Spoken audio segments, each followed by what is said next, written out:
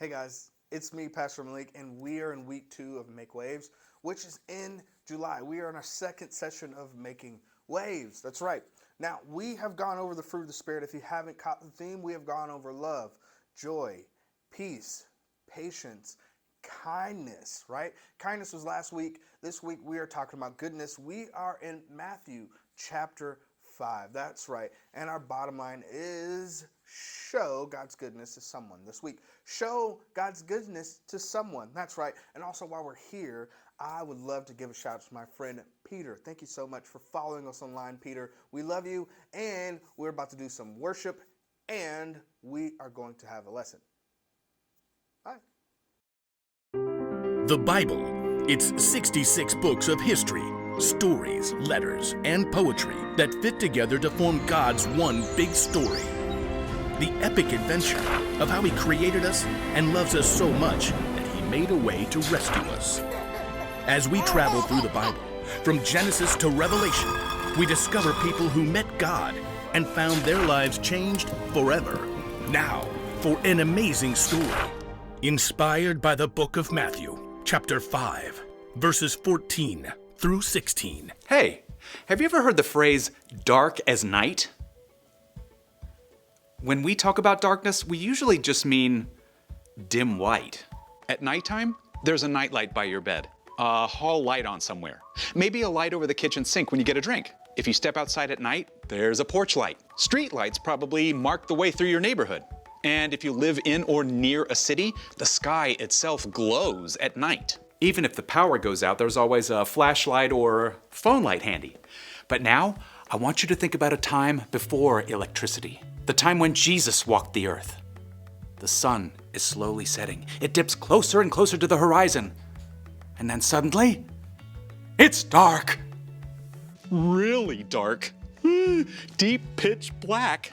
So dark, you can't even see your own fingers wiggling in front of your face. There's no light switch to flip.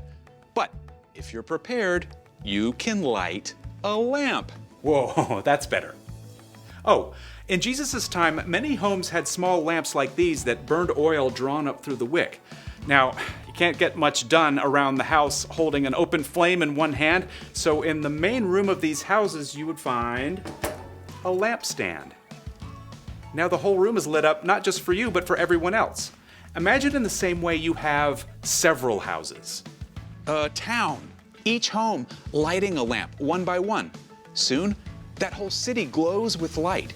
And if that city is high up on a hill, it becomes a bright beacon of light for travelers caught out in the dark night. Immediately, they can see a safe place and set their course in the right direction. Okay, now, with all that in mind, listen to what Jesus told a group of his followers as he sat up on a hillside. You are the light of the world. Think about that. In a very, very dark world, you are like a lamp that allows others to see.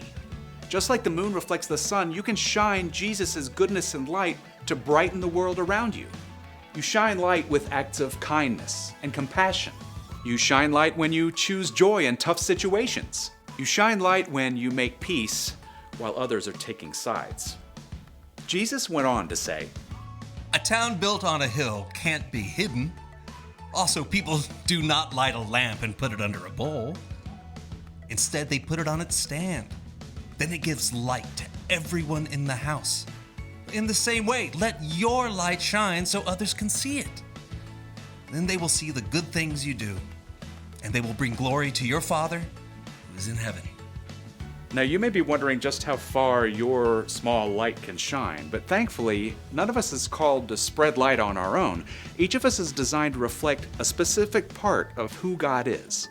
When we reflect God's light through acts of goodness, our small point of light joins up with light reflected by other Jesus followers in our neighborhoods, towns, cities, countries, all across the world.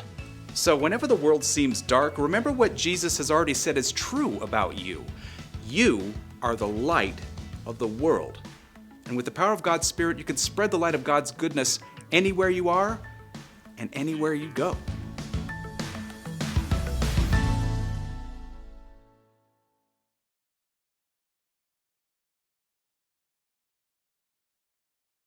I love these little guys.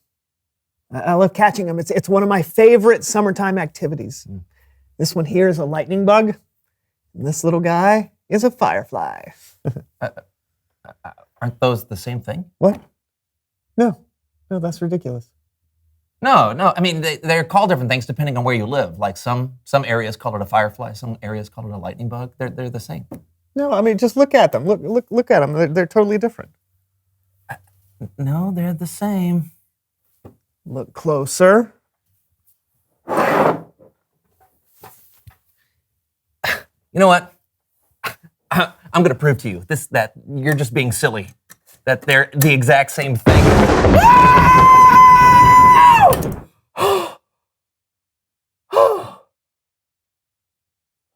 Lightning bug?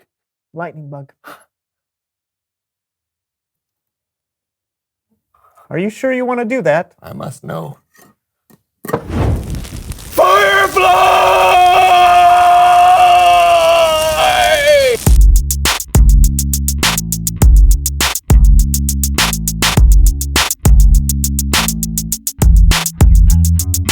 Hello, everybody. I'm John. And I'm Brandon. Welcome to the So-and-So Show. You know, it's another beautiful summer day, and we're super excited to be here with you. Sure are. But you know, it feels like we're missing something. It does? Or someone who knows stuff.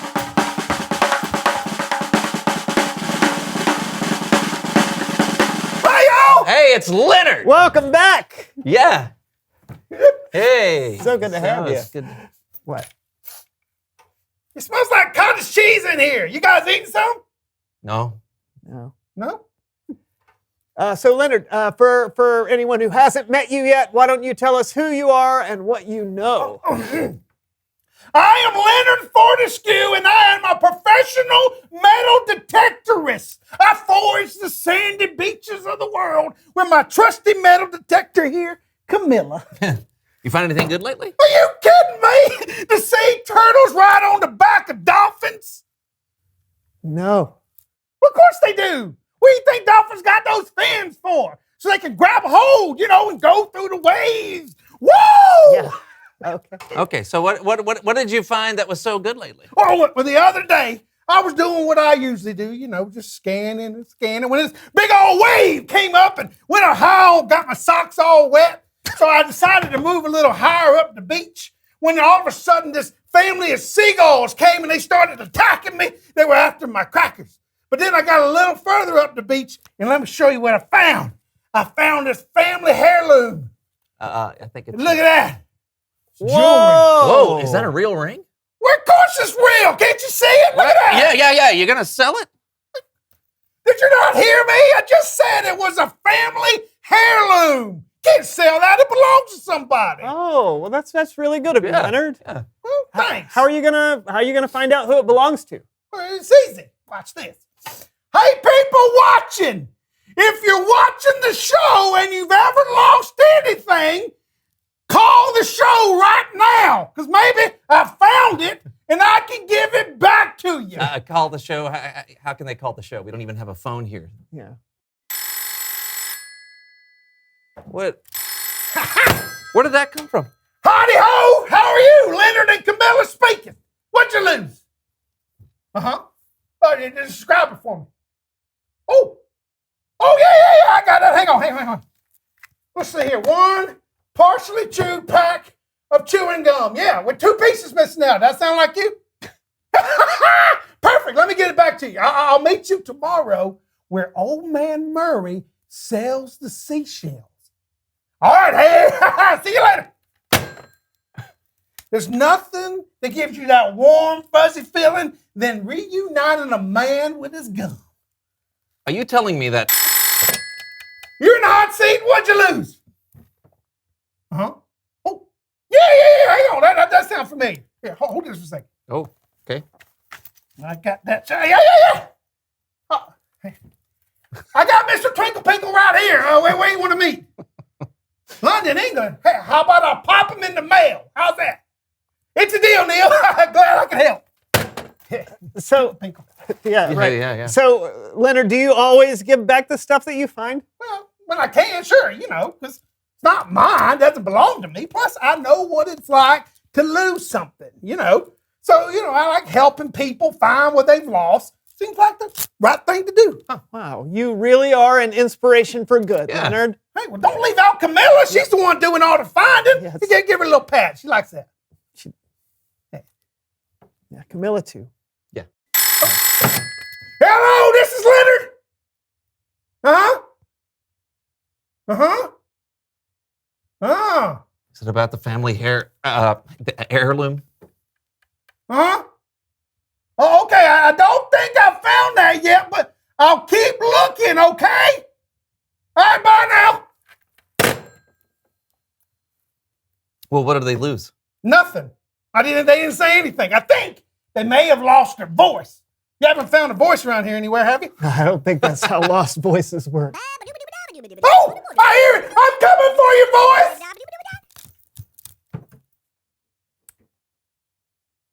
It's Bible story time with Kellen.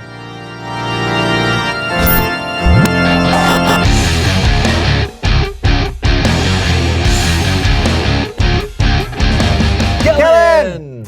Hey, friends. Hey, what do you got for us today, Kellen? Nothing too heavy. It's a pretty light message. That'll make more sense after you've heard the story. It's about light. It's a light message. Let's take a look.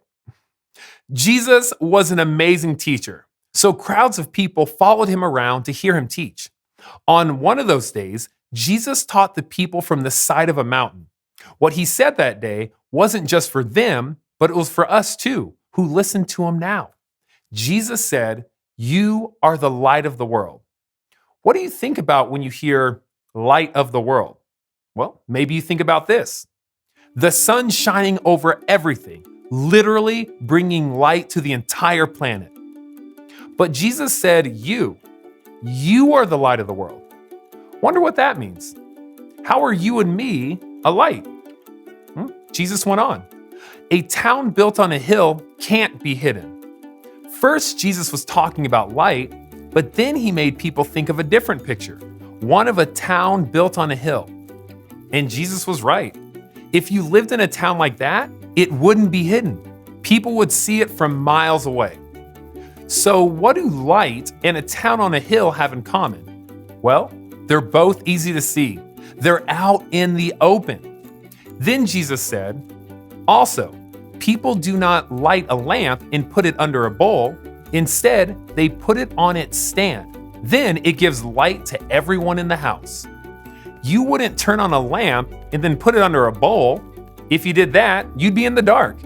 The lamp wouldn't be able to do what it was made to do. So, if I'm a light and you're a light, what does that mean that we were made to do? Jesus says this, in the same way, let your light shine so others can see it. Then they will see the good things you do. Jesus was saying that you were made to do good things and out in the open too, not hidden so that people can see them. That could mean spending time with someone who isn't feeling well. It can mean sharing with others, sharing your food or your things. You could do good by spending time with your friends and family, or you can make someone laugh. There are a lot of good things you can do in the world. You can shine a lot of light, but Jesus wasn't through. He had one more really important thing to add. He said, others will see the good things you do, and they will bring glory to your Father who is in heaven. We do good in this world not to make ourselves look good, but to show the world that God is good. Shining your light lets other people experience God's goodness through you, whether through acts of kindness or simply by being yourself. When you let people see the light that God put inside of you, you point people to God. That's awesome. I'm a light. And what am I going to do? Hide it under a bushel? No. I'm going to let it shine. Yeah. That's great, because when you shine your light, God's goodness will spread like a wave throughout the world. Thank you, Kellen. Anytime. Bye, guys. I don't know about you, John, but I'm feeling like doing some good things. Oh, yeah? Like what? I'm not sure. You know, God created each of us differently, so the way I let my light shine might look a little different than you or Leonard or the people watching. Oh, that's true. You know what? Let's ask them how they'd shine their light. Hey, reveal the question. Yeah, how can you show God's goodness to others? Maybe there's someone you know that needs help with something, or someone feeling lonely that you can be kind to. Or there's something specific you love to do and are really good at. You can use your talents and passions to express God's creativity and goodness. Oh, yeah, like Leonard. He's got a talent for finding things that are lost. Yeah. I wonder if he ever found the owner of that ring. We'll probably never know. Oh, I got it! Yeah, talk to me! Oh, yeah, hang on. How many carats? Okay, and the inscription? With warmest affection, Engelbert V. Chandler-Smith IV. Oh, that's it! Hey, we got a winner! Okay, Mrs. Chandler-Smith, where would you want me to meet you? All right, thanks for watching, everybody. I'm Brandon. And I'm John. Oh, that was the So-and-So show. Give us a call sometime. Bye! No, we don't need to. I found this honeydew. What? It's a cantaloupe. Yeah, Cantaloupe. Cantaloupe. It is a cantaloupe? Yeah, I think so. Yeah. Is that a honeydew? No. I got these coins. So if you lost these coins and you're from the year 1723, then please call the show. Ah, look at this cat. It's kind of scary. Look at that. It's got a squish face. I think it ran into a door a couple times. So if you're looking for a cat that's got a squish face, that's run into a door a couple times, and then you decided to go to the taxidermist, I got your cat right here. Then I got this giant popsicle.